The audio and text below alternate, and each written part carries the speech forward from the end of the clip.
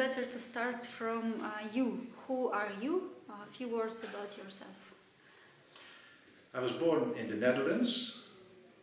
I have studied music, piano and church organ, and then I decided to switch my way of life and to prepare for Christian service. So I studied then in England. I worked in the Netherlands, then in the Middle East, in Israel and the Arab countries, and was involved in social projects among Jews and Arabs with the idea of showing reconciliation. I have been a pastor in a Protestant church in the Netherlands, and since 1998, yeah, if I'm right, yeah, 1998, I live in the south of France, where I'm responsible for creating new Christian communities, helping new Christian communities to develop. So that's usually working among students and Christian students and helping their communities develop into churches. At the same time, I'm involved in teaching. I teach at a theological faculty in Leuven, in Belgium. So you see, I'm to and fro, I travel a lot.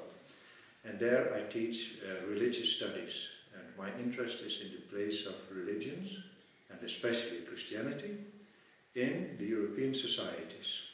What is their role now? What has been their role? What has been their influence? And how is our society shaped by the Christian influence? And what does the gospel, the biblical message, have to say today to the Europeans who live today? That is my research and my interest subject.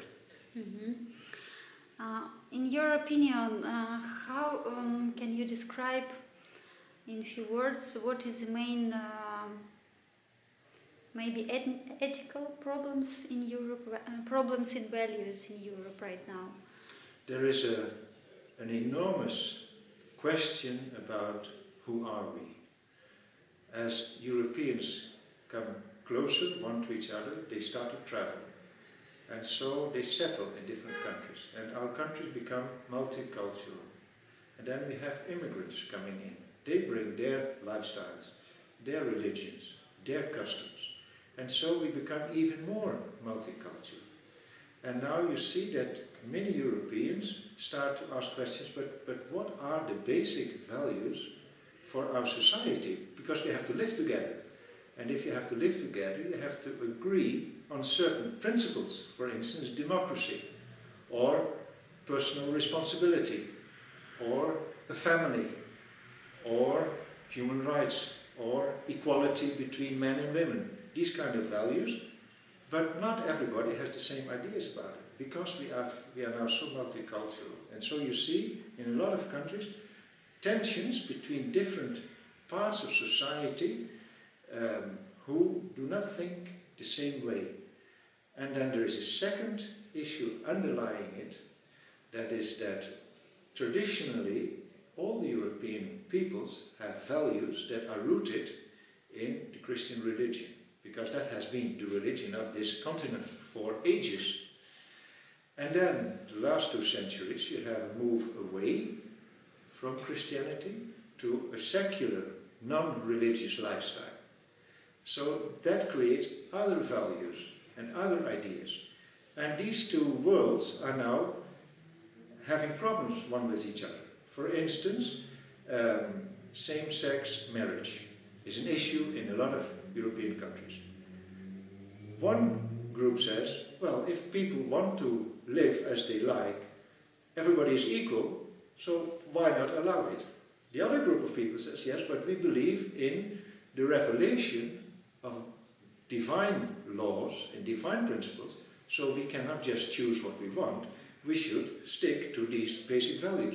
Now, that is an enormous debate, because the two do not agree, and you see this in many European countries. This is one example. Another example is, do we have the right to engineer our genetic composition? Can we change the human being? Can we do medical experiments with embryos? Now, some argue from a non-religious point of view and another argues from a religious point of view, and that creates different opinions, and it is not easy to reconcile. And then the Muslim communities come in and they grow and they have their opinion. And then the Jewish community, they have their ideas. Now, how do you bring that all together? That is the big question in European countries, in my opinion. Does this create any stereotypes between each other? It does. It does. It does. There are a lot of stereotypes. As long as you do not meet other people, you have your idea, and that can become a stereotype. So the challenge now is also for people to dialogue and to meet each other and to discuss, and not to put yourself in your corner and just fight from a distance. So that's a big challenge, and it's not easy. It's not easy. How Europe trying to create equal rights for all such religions and ethnical groups? Yeah, it seemed to be, when the European integration process started after the Second World War, it seemed to be so easy. There was the Universal Declaration of Human Rights. And then France and Italy and Germany and the Netherlands and a few other countries decided to cooperate. And the more they cooperated, they asked the question, but what should be our basis? And they said, well, that's easy. The Declaration of Human Rights. So all the European treaties are based on the Declaration of Human Rights. That is the basis of human rights. But the more you go on, the more you discover that you can interpret these human rights differently. And so it is not so easy. It is not so easy. And who decides what is a human right? Europeans thought, well, we have found out some human rights, so they are universal. Everybody should follow them. But not everybody agrees. And so there is even a debate on how, for instance, the freedom of religion and the freedom of conscience should be applied. Do we have the right, in the freedom of speech, to insult others? Or should we respect the opinions of others? But then we have the right to have our own opinion. So you have heard about this enormous popular movement around the terrorist attack in Paris on the Charlie Hebdo journalists. And this was the question. Do these journalists have the right to make a mockery of other people's opinions, or should they respect them? Mm-hmm. And so both of them have a human right they appeal to. One appeals to the right of freedom of expression, and the other says there is also freedom of conscience and religion, and you should respect it. So it is not easy. Of course. Everett, it's such a psychological question. How do you think, where is the roots of hateness and anger when people take a person from another culture or religions with hateness and such not deception? It has to do, in my opinion, with feeling threatened. And psychologically, it is not my personal answer, but I find this an answer which I find a good answer, that if you are not well rooted in your own identity, you can easily feel threatened by someone else, and so you do not want to deal with it, because you're afraid that that might change your worldview, your ideas, and you're afraid of this discussion. And you ask for a psychological reason. I think the psychological reason could be that I'm not so sure about myself. It's interesting. I know Europe now having good experience in improving multicultural and religious education in schools and in universities. What can you say about this? Can this stop aggression of people against each other? It is true that governments in the western part of Europe are now saying we should teach religion as a fact, the facts of religious groups, so that children will know what Muslims believe, what Jews believe, what Hindus believe, what Catholics believe, what Orthodox, etc. That is already an improvement, because for a long time, in a country like France, for instance, religion was not a subject. You didn't talk about it. And that is the worst thing you can do, because then you leave the people to make their own opinions without any information. So it is good that you are informed, but of course it is quite a demanding thing if you are a teacher of religion in a school. You should respect, you should not be biased, you should be honest. It is quite something, it is a responsibility, but I think it's an improvement, yeah.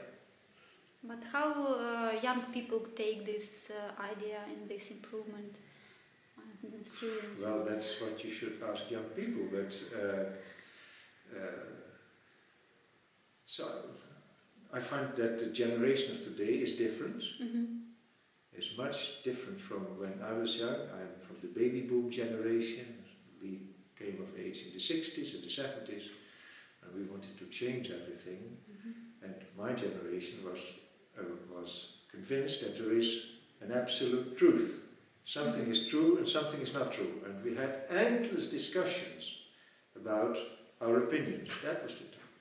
Today, the climate seems to be different by saying, well, we shouldn't say this is absolutely true and this is absolutely false. Maybe there's something true in this, maybe there's something true in that, and we should listen to each other, and we should be respectful of each other, and not claim that we are right and the others are wrong. And that is more difficult, because you cannot say that everything is all right. Some things you have to approve them, some things you have to disapprove. And it brings you back to what are my own convictions. If I'm not sure about my own convictions, I can get lost, because there are so many convictions. Well, who is telling the truth? Who is telling what I should do? Who will tell me who I am? Who will tell me what I'm here for on earth? These questions, you have to answer them yourself finally. And if you have an answer, if you're sure about your identity, and for me that's the identity as a believer, I'm free to openly discuss with others. I don't feel threatened anymore. That was the psychological reason that we just mentioned. But if you're not sure, then, well, you can get lost in this enormous supermarket of ideas. Well, what shall I buy? What shall I take? What shall I leave? It's not easy, I think. And do you believe that we will ever have such time in the world or in Europe when such our diversity will be not the topic of our fights or aggression, but it will be a nice, big, powerful source for our common inspiration and work? Yeah, that's the ideal. Well, the problem with ideals is that they are an ideal. And the problem with ideals is that they are super. They're magnificent. The only thing is, you need human beings to realize them. And that is where I'm not so optimistic. I think that human beings are not able to live up completely to their ideals. And therefore I'm more realistic. We can get somewhere, but you will never have the ideal world. And that's why I'm a believer. As a believer, I recognize that human beings do not always do what they should do, and what they want to do. And in Christian terms, that is called sin. And we all fail, in a certain sense. So we will not be able, we as human beings, to create the ideal world we dream about. And that's why we need Christ, that is my conviction, to save us and to do what we are not able to complete. We can get very far, but we have to be realistic. Human beings are imperfect, and they remain imperfect, and so there will always be tension between human beings. It is Nature. It is nature. It is nature, and we should be honest about it and not dream our dreams without denying the facts. The facts are that we find it difficult to live up to the dreams we dream. But we can do something Oh, yeah. to get that. Yeah, that's what I to say. reach You this can get idea. you can get somewhere. You have to dream. You have to follow your ideals. But in the final analysis, we have to be honest about ourselves. We are not super beings. We are frail beings. And if I am honest about myself, about what we call sin, about failure, I can more easily accept the failures of others as well. But if I think I'm perfect, I'm going to condemn everybody else who's not as perfect as I am. So that is one of the reasons for me to be a Christian. It is this wisdom that we have to be honest about ourselves. And if you're honest about yourselves, you can better love your neighbor, because you understand that he is not perfect either. That's right. Everett, what did you understood about Ukraine and our values? What did you felt in Ukraine?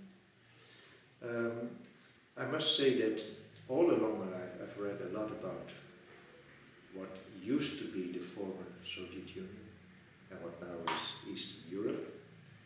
I haven't had a chance to get as far as Ukraine until now, but I've read an awful lot about Ukraine, and I find as if the pictures go with what I've already heard. The faculty where I teach has for the last 15 years welcomed